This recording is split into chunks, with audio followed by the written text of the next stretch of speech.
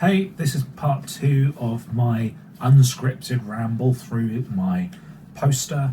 If you haven't seen part 1, you'll want to at least check out the first minute or so where I explain it in this. Otherwise, enjoy the rest of it. So now let's move on to probably the more interesting bit, which is all like the really random little ships that turn up when you start going looking for things. Now, on the first version of this infographic, I didn't have a particularly long list here. But when I started turning over stones, a whole lot of other bugs crawled out.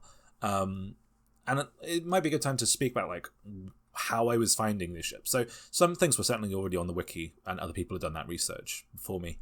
But yeah, there's loads of stuff that's just mentioned in the Jump Point magazines. They're mentioned in like passing in brochures, or they're just mentioned in passing on comlink stories. So most of what I was doing was I just collected all the PDF documents, so that'd be the jump points and the brochures on my computer, and you can search across all the files at once for a phrase. And also I was doing the same with the Google thing where you can... So yeah, if you use the Google thing where you set it to a specific site and set it to the comlink namespace, then you get publications by CIG rather than organization pages or forum pages. Now, certainly some of this won't necessarily be considered law anymore, and it's rare for the CIG to explicitly come out and say, "Oh yeah, that thing doesn't count anymore." And I'd be quite happy to see those struck off the list. I still think there's value in saying at one point we had a ship called like the UEES Indomitable, and it was a Bengal carrier, and then it got removed. That to me is like, you're not documenting part of the world, but you're documenting part of the development. Some of it was done by just searching the codes UEES, UEEN, UPEN. I also found quite a few by searching ship classes. So if you search cruiser, you'll find like references to the naval cruiser Carraway, and it might not be UES, but in that bit of text, but you can tell from context that it would have a naval prefix, and you might as well put on the one that you know exists. I ended up organizing it this way just to make the columns nicely symmetrical. But yeah, there's not really that much order to things. But let's dive in onto where the ships come from and like what we know about each of them. So we just go through kind of alphabetically. So Ardent and Constitution, they're just ships that are mentioned in passing in the Arena Commander manual. It says, oh, so-and-so from this ship says this is quote. So nothing known about those more than that. And that applies for the Defiance as well, actually. So yeah, those top three, they're all just referenced from the Arena Commander manual. Drago is the first of several where, again, we just have a sort of testimonial from somebody who served on board. But those testimonials are actually related to Invictus. It was on a board at the 2950 Invictus, and we had a starman, Marshall Winter, providing a testimonial. Eagle's Talon is a much more interesting one. So Eagle's Talon comes from lore around the Centauri, one of my favourite little ships. It's also one of the ships which wouldn't be allowed under the current naming convention because it has a forbidden apostrophe. Oh, how dare they break the rules on what you're allowed to name something. So it was a search and rescue vessel that was operating as part of Destroyer Group, and it was the first vessel to properly encounter a Centauri. It basically a ship had exploded, and it had been escorted. A Xi'an ship had exploded in an accident, and it had been being escorted by this secret fighter, the Centauri, or a fighter that the UE didn't have much intelligence about. And two of the escorts were destroyed immediately. One was stricken, and it blew up while they were trying to rescue the Xi'an pilot, and one was actually rescued. And the rescue crews from the Eagle's Talon were praised by the Xi'an government for prioritizing saving like these aliens over basically getting the military intelligence from these ships. this was in a period after the end of the Cold War, but before things had really warmed up. So it was still pretty touch and go, and the UE military intelligence were quite disappointed that they didn't just focus on getting intelligence off the ships. But it was actually a really important thing, positive thing for human-share relations. And in the period after this, which was 2941, this was happening. This is when you probably start thinking about starting the Hushar trade agreement and things like that. So yeah, I think that's an interesting little chapter in the development of the relationship between these two empires. Hannibal, I kind of referenced the idea that you could have a ship called Hannibal. There is one, but again, I think it's just one of these. So it's a ship that it's in one of my more interesting lore series because it's kind of said to be explicitly factual. It's not one of these in fiction things. Congress Now is transcripts from the floor of the UEES Senate. So it touches on lots of like little things, which I really like, that it can kind of just jump around the different topics that are being discussed on the floor. And this relates to the law around Charon 3, which is a former UEE planet that still exists, is still in a UEE system, but it's independent. It basically seceded from the UEE kind of, or what the official legal thing is that it renounced, it's the only planet that renounced its recognition. Recognition is essentially like a territory gaining statehood in the USA, and it means that you get a senator, and it also means that you have to have a certain type of government. So planets kind of tend to move towards this, and before that, you can kind of run the planet however you want, and so that's how you have the corporate worlds of Stanton. They don't have senators because they are unrecognized. There's a bit of ambiguity in like how much independence they have. But basically, there's a civil war going on between two different states on Charon 3. States are, I mean, you can kind of think of them as like nations or states of the USA, that they are these subnational entities that have legislative power, but that are not, they're not sovereign. So they still are under a higher government. Well, after they renounced recognition on from the UEE, some of those on Charon 3 went to war, and that was all to do with like post-Mesa fallout. They were doing like political prisons there and torture, and yeah, just a lot of stuff goes on, and it's just a really interesting story. But yeah, so the Hannibal appears in this because they observe the forces from one of these states, Charon, attacking a craft from Talon, and it's a debate of like, when does the UE intervene? When do they have a responsibility to intervene? And basically there's a zone around this planet where they're not allowed to intervene legally. So that's kind of interesting, and different political forces are saying, should we intervene, should we not? Because ultimately these are humans, and that's like one of the big debates is, does the UE have a duty to intervene in anything involving humans, even if they aren't officially UE citizens? As I said earlier, that could be a Polaris if you went down the route of them being named after great military leaders. The Sebek, I think, is a real stub.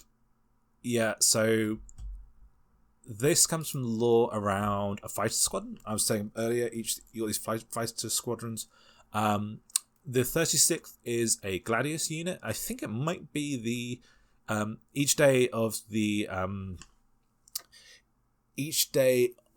Invictus this year is dedicated to a squadron. And I think Aegis might have gone for 36th. No, they went for the 78th, which is a different, that's a bomber squadron. But they could have gone for the 36th, which is a Gladius squadron. And they're kind of funny. We're going to get to another ship that they're involved with in a little bit. But yeah, so this squadron was associated with a carrier at some point, or a vessel called the Sebek. They are presently forward deployed aboard the UEES Sebek.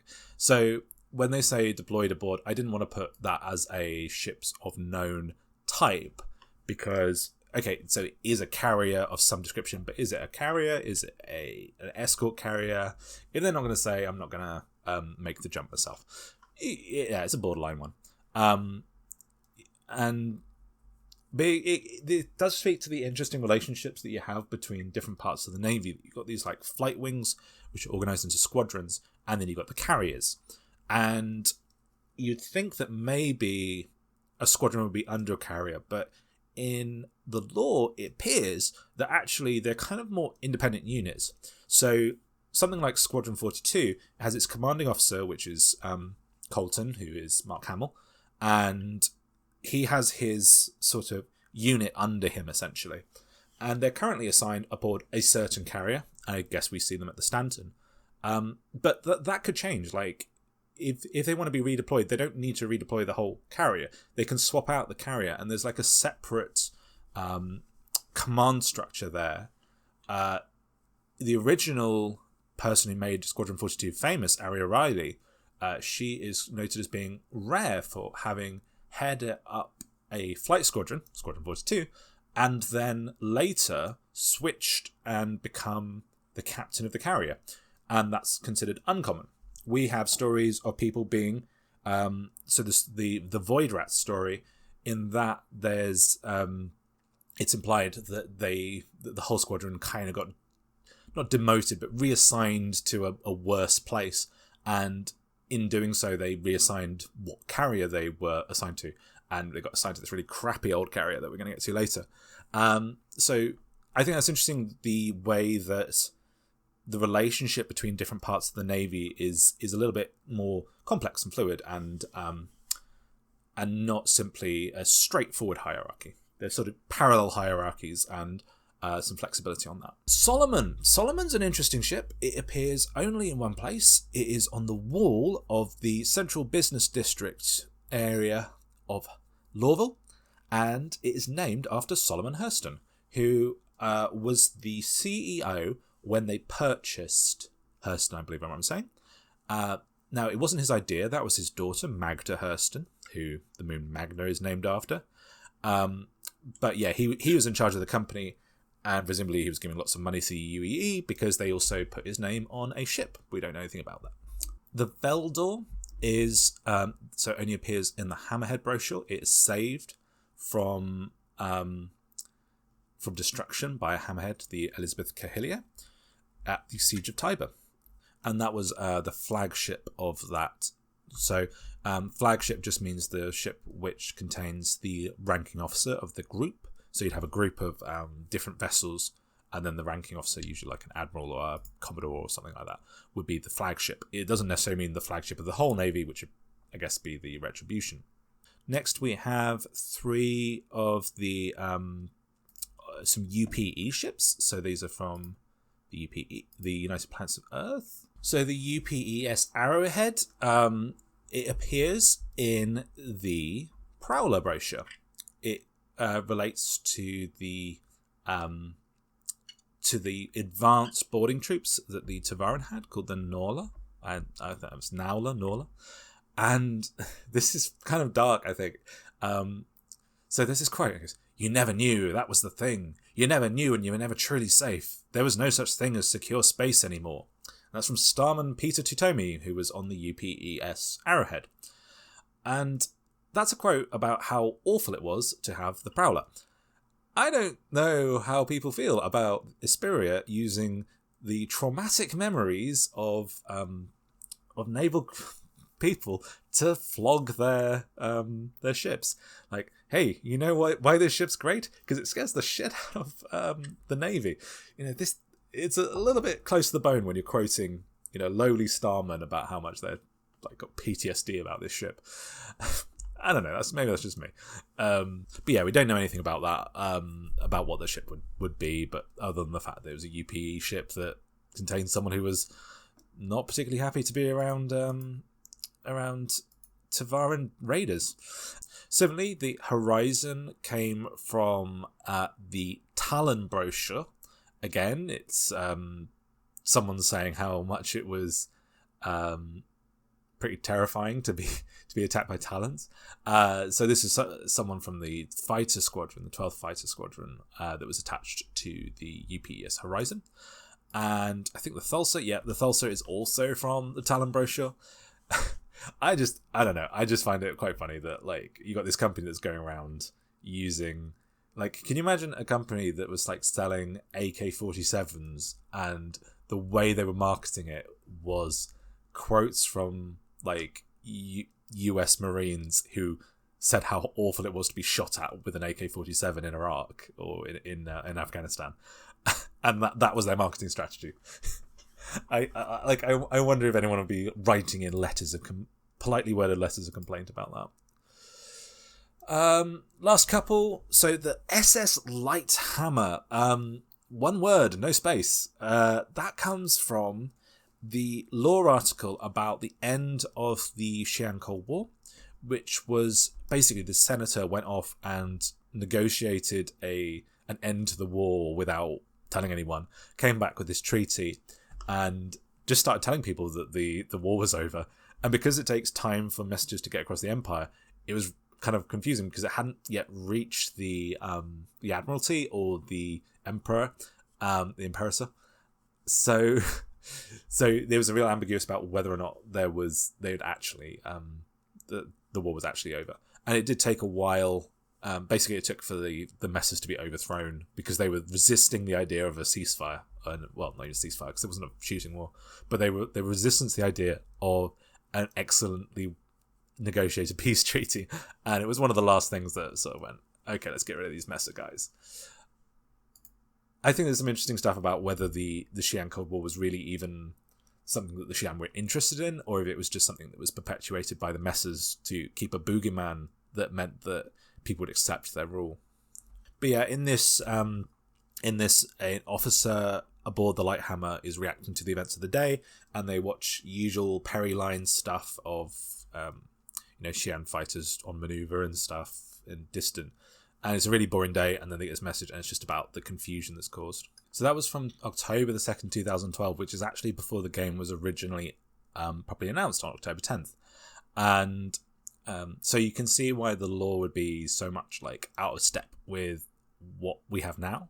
And a lot of the stuff is still the same. The idea of like the Perry line, and that's changed a little bit, and Senator Akari from Terra.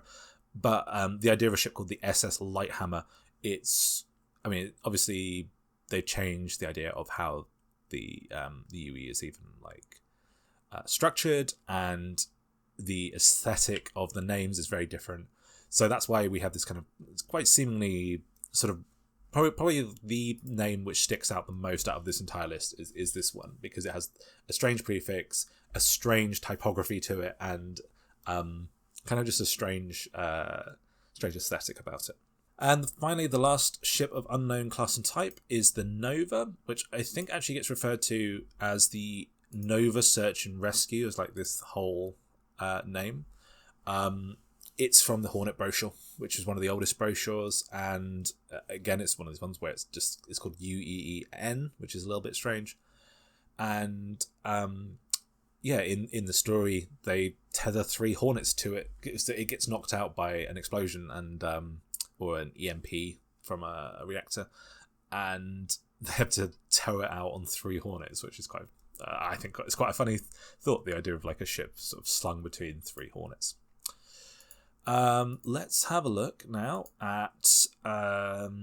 Let's leave the types without class for a little bit, and let's go on to the ones where I was speculating on the class. So Cestus was another one which just appears in testimonials from Invictus Launch Week. This one, I would speculate, is a javelin. There's nothing to say anything about what the ship actually is, but Cestus fits this idea of like weaponry, or it's kind of like a gauntlet. It's wrappings that you put around your hand, like a knuckle duster. I think it was like a Greek wrestling or some classics thing. So that would fit the idea of it being javelin. There's nothing to say it wouldn't be. Croshaw, I would think. So I think this is another testimonial one from Invictus, and in fact, the Croshaw testimonial is in this year's Invictus as well, and that fits the Idris because the Croshaw is also a system and is named after Croshaw was the guy who discovered jump points, invented the jump drive. The Minotaur, that appeared in one of the anniversary sales. the 2015 anniversary sale page started with a quote from someone from the UEES Minotaur, Lieutenant Victor Pudding Vanille. I think he get his name because he sounds like vanilla pudding, which is kind of funny. And yep, it sounds like it could be a Pegasus because that is another Greek mythology monster-y thing. Or was man the real monster all along? The Tomahawk, I realised I made a mistake. This actually should be a UEEN one, but the Tomahawk was again one in the Hornet brochure. Now, so this one, okay, bear with me on my theorising here. It's in the Hornet brochure, and there's somebody's flying a Hornet that's based on the Tomahawk. Now, obviously, a Tomahawk meets this idea of the Javelin being named after weapons, but it's not a carrier, so why would it have Hornets? Well, it does have some carrier space. It has a little carrier deck, and I would speculate that maybe the Tomahawk was Javelin, and this was like the 1 or 2 Hornets that are assigned to it. We don't really know what the capacity of the Javelin is now, but I think it was originally slated to be able to carry 2 or 3 Hornets in its carrier bay. You know, not enough to be a real whole squadron, but enough to have a little bit of fighter power. So that's, and seeing as this is the Hornet brochure, that would come from that era. So I kind of like the idea of that maybe it would be a Javelin. Now the Typhon is actually mentioned a few different times.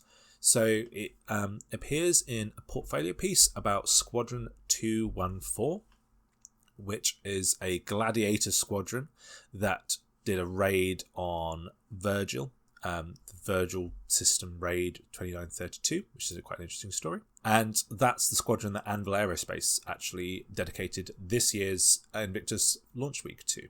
In the original, it was listed as UEEN, and but the new sign at Invictus changes that to UEES, and as it's implied to be a carrier or stated to be a carrier, and Typhon is another figure from Greek mythology, it could well be a Pegasus.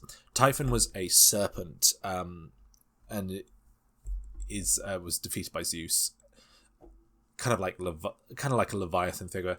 So that's kind of an interesting one. I think that could well be it matches the idea of it being a Pegasus. This whole section was only like a bit of fun. You could equally just say these are unknown class and type, or known type, unknown class, whatever. Yeah, so let's move on to known type, unknown class. These are ones where, okay, it says like it's a carrier, but it doesn't say what kind of carrier. Africanus. Africanus comes from the Void Rat stories and is the only ship that's mentioned to be called a battle cruiser. We have been promised cruisers and battle cruisers as part of the stretch goals, and we can always get into arguments about what that actually entails, because when they say terminology like escort carrier, some people go, well, it's got to match exactly what a World War II escort carrier would be like, and I find that idea tiresome and missing the point. Whereas you're only going to be instructed from history, and ultimately the niche that these things occupy should always follow the ideas of best game design, not best historical slavish accuracy, if it's going to get in the way. So Africanus was a battle cruiser, and it was about 100 years out of date at the time of the story, and it had been sort of chopped up and changed into a carrier. And the Void Rats in this story, they've had a bit of a setback in their career because they got attacked and really cut to shreds, and they get reassigned to this sort of nowhere posting aboard this leaking rust bucket of a ship. And but they're cool stories. They're worth reading. They've got some interesting stuff about about this battle carrier, battle cruiser, and also about really old versions of the Constellation. Carraway. So this is one of the few things where I decided to make a change to something. In the original, it's actually got 3 R's. It's like Carraway. And I just decided to change that one. This appears in the Whitley's Guide for the Anvil Carrack, which appears in Jump Point. and it is a ship that was lost with all hands in 2815, and it's why the Carrack was invented. At the time, they didn't actually have an explorer ship, a ship to go in and just, see what's what, and they were just using warships, which was unwise, and they lost this warship because it flew into an asteroid belt to explore it and didn't come out again. So, so that's why we have a Carrack now, is because of the disaster of the UEES Carraway. I'm not sure if that's named for the spice or the herb, which is usually only has one R, or Nick Carraway from the Great Gatsby, which I kind of think is the Gatsby one because there's also that 890 jump called Gatsby from the trailer. So Caspian is a carrier it's actually the carrier that Ari O'Reilly of Squadron 42 took over after getting promoted. It's not clear if the squadron stayed with that carrier, because I believe they had a different carrier that we're about to get to at the time. But yep, it's a carrier. We know nothing more than that. And we learn about that one from the Intergalactic Aerospace Expo 2016. On the Aegis Day, there's some lore about that. So the Countenance is the earliest carrier that we have associated with Squadron 42. I might have earlier said that maybe that had something to do with Ari O'Reilly. It's not. It's a different person. It's Captain Dunleavy, who's Alexandra Dunleavy, who's the one who really launched Squadron 42's fame. And it's a great, I don't really want to spoil it. I actually think you should go and read this one. This Day in History, the Battle for Centauri. It's one of the most interestingly documented battles, and I'd quite like to get some 3D printed models and do a whole documentary style read of it. But yeah, basically this was the squadron. This was the carrier that Squadron 42 was associated with during the Second Tavaran War, which is when they became famous. Where before that they were a real sort of misfits, and the squadron that you don't really want to rely on. The Crescent is one that appears in the serialized fiction Instrument of Surrender, and we have a couple of crew members. We know that Commander Wallace is the head of it, which implies it's a smaller ship. There's this old idea in the lore that you didn't have to be a captain to captain a ship, and that smaller ships could be captained by a commander, which is the next rank down. And it is described as a cruiser. I don't know what a cruiser is really going to relate to in terms of size, though. You could end up thinking about something which is actually smaller than a javelin, and more deal for speed and one big gun or something. I don't know, maybe. Who knows? But the idea that it would be commanded by someone who's not a captain when all the javelins would imply that it's maybe smaller than a javelin. Which kind of contradicts what I was saying about it maybe being bigger in my previous video, but doesn't really matter. The Gemini is one that's given me a bit of a runaround in terms of is it canon, is it not canon? So the Gemini appears in something which is clearly fictional. You always have to guess whether something is considered fiction within the fiction. But this is from a pulp novel, the Cal Mason adventure Cassandra's Tears. So this is something you'd get in the bargain bin of the bookstore in the verse. But it is actually referenced again. So it is also then referenced in the Void Rats, and I think the Void Rats comes across more like a historical account, even though it's from sort of a fictionalized perspective.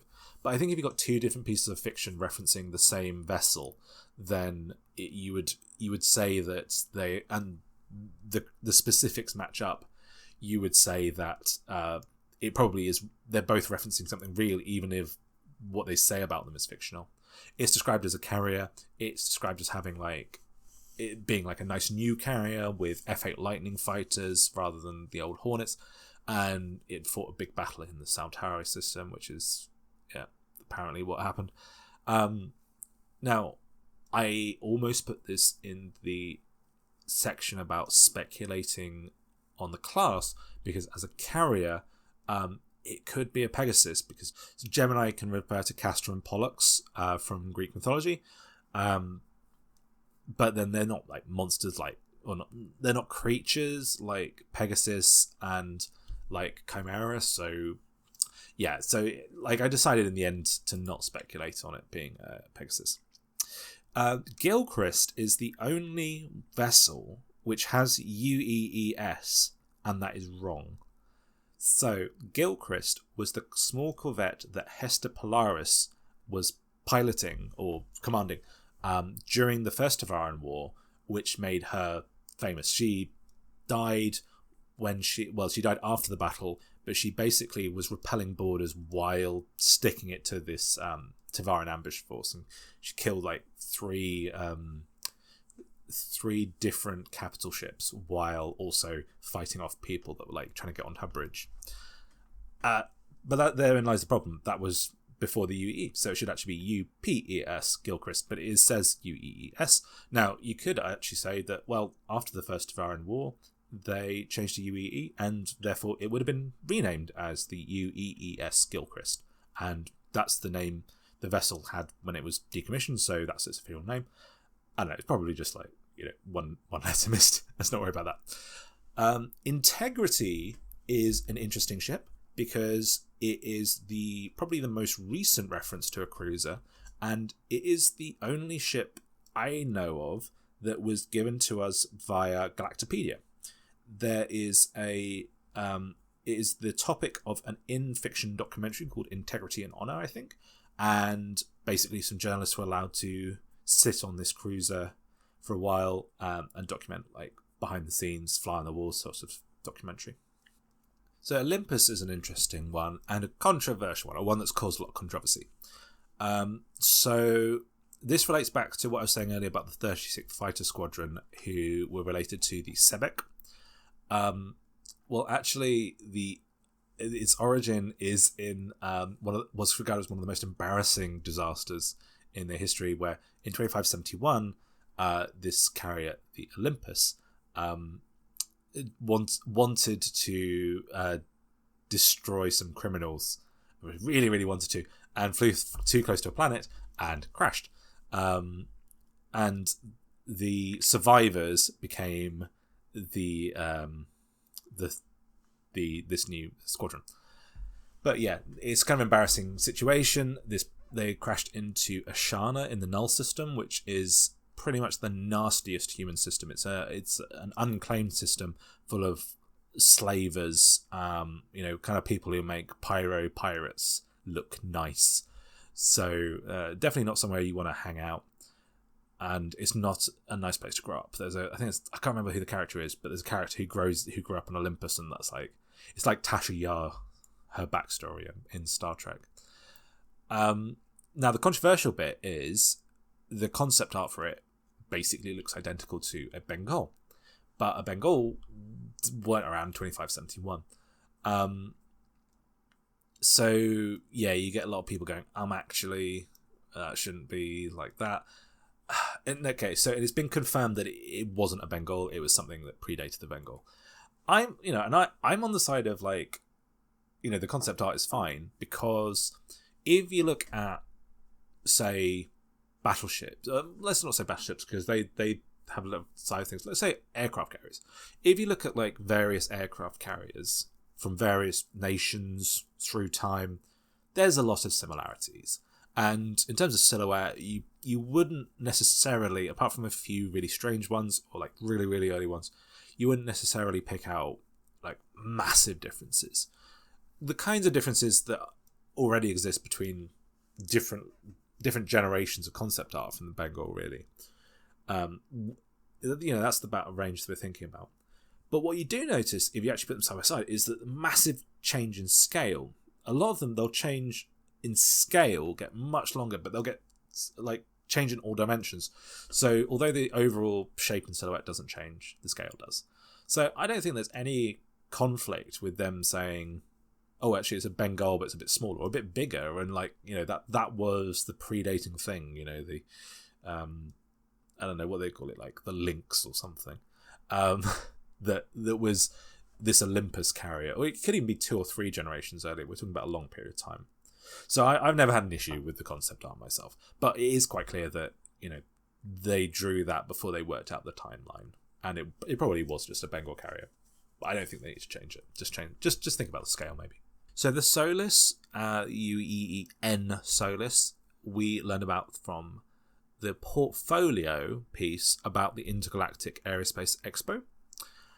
So the expo was founded by this person called Audrey Timmerman, and she was obviously really into ships, and she was really into ships, but she wasn't much of a pilot, so she became a mechanic, and she ended up being the pit chief on a frigate called the Solus. It's unknown class, and we're talking about what's the year? It's like 2656.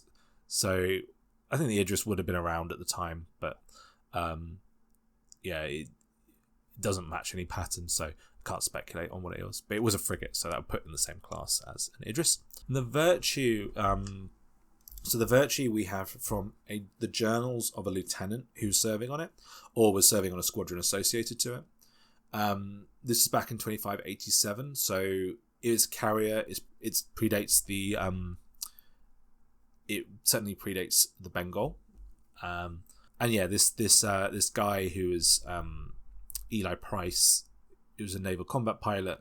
They've been sent to sort of find and suppress outlaws, and he follows them, and he realizes that the reason they've been able to hide is because they've actually discovered a new system, which was the UEES system. And it's an interesting story because it reveals the personal conflict of someone who's being like ordered to do things in the name of this fairly young fascist empire at the time. It hadn't been around that long, and questioning the morality of what he's doing, because they're describing these people as like outlaws and criminals, and it appears just to be people who don't want to live under a fascist empire. So yeah, it's an interesting story. It's called The Journals of Lieutenant Eli Price. That's worth looking up. Okay, so the last bit are about classes and types, where we have some interesting extra lore. So let's start with the classes. So that means these are ships that like either used to exist or they kind of exist in lore. So the Gyne, I'm going to say Gyne, I don't think it's pronounced any other way. The Gyne is actually the ship that the Hammerhead replaced.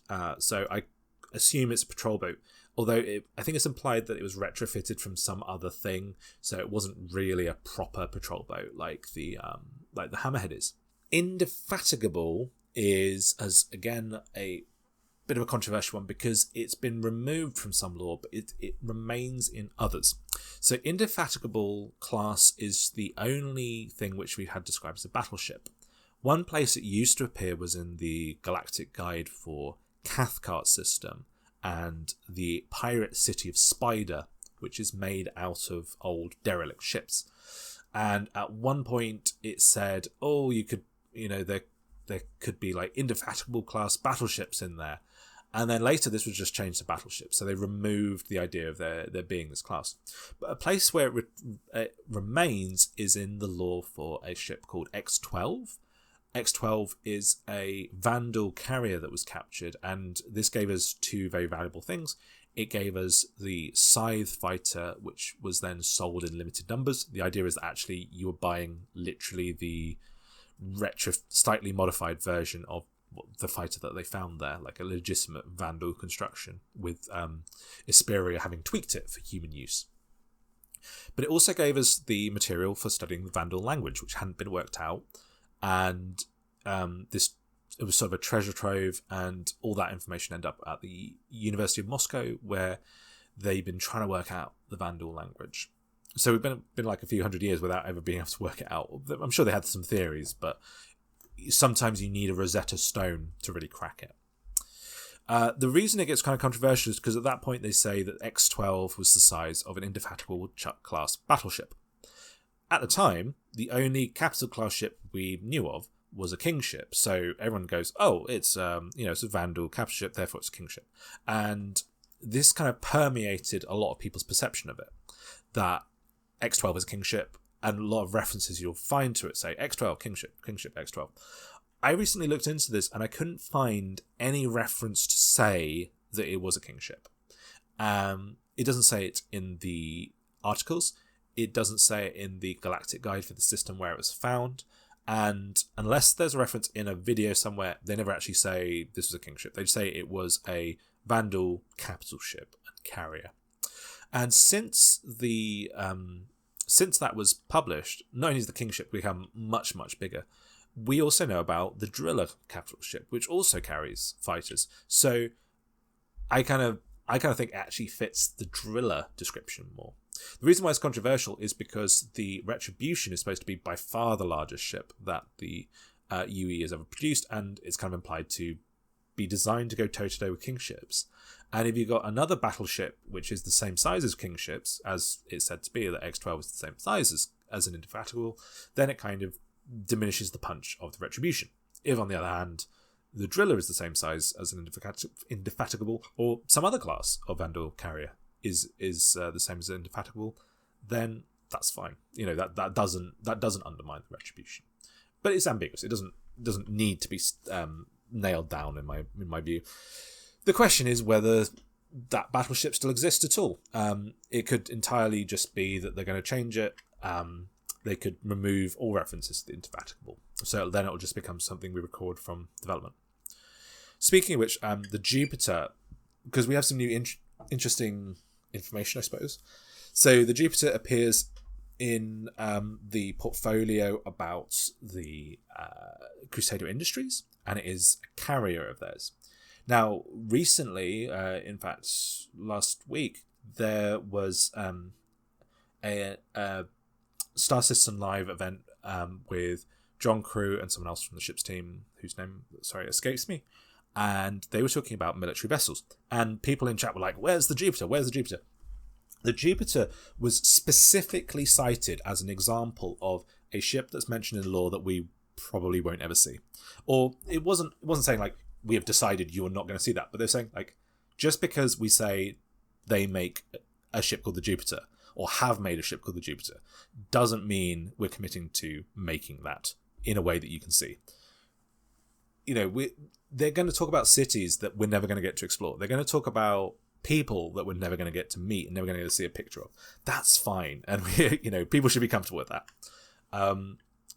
But I think, I guess that's interesting for contextualizing a lot of this, that there needs to be a certain amount of stuff on paper that will never make it into the game. Just like there's elements of the game which don't really relate to them saying the world actually works that way.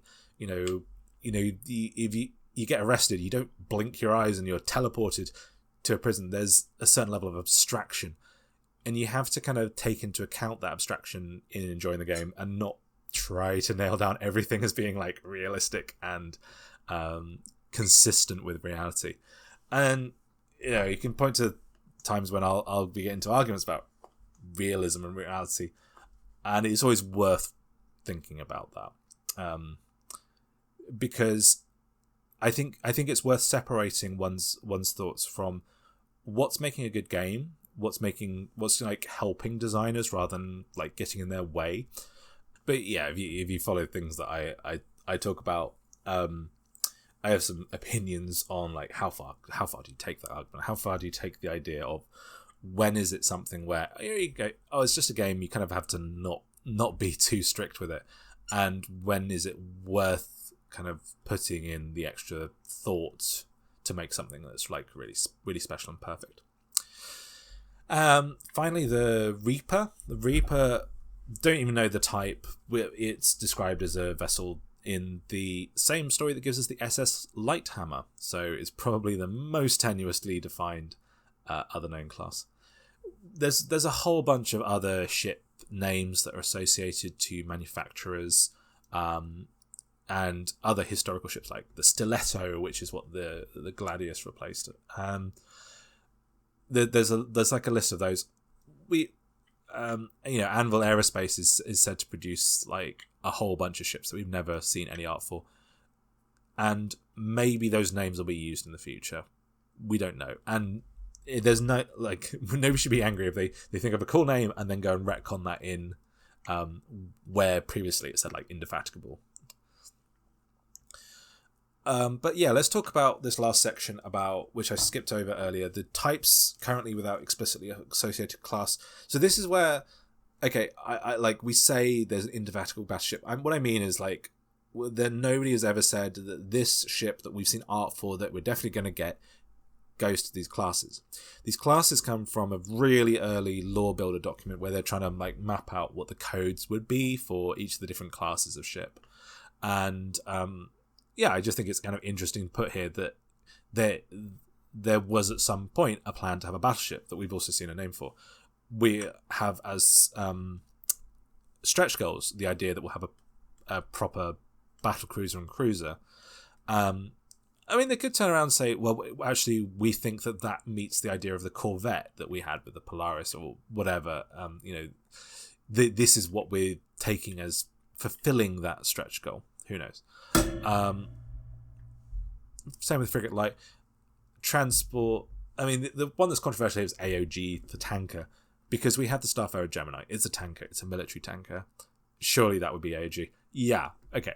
But I don't want to make that leap without a confirmation that code is A, still used, and B, applies to tankers of the sort of Starfarer Gemini, and not like a capital-sized tanker. Who knows?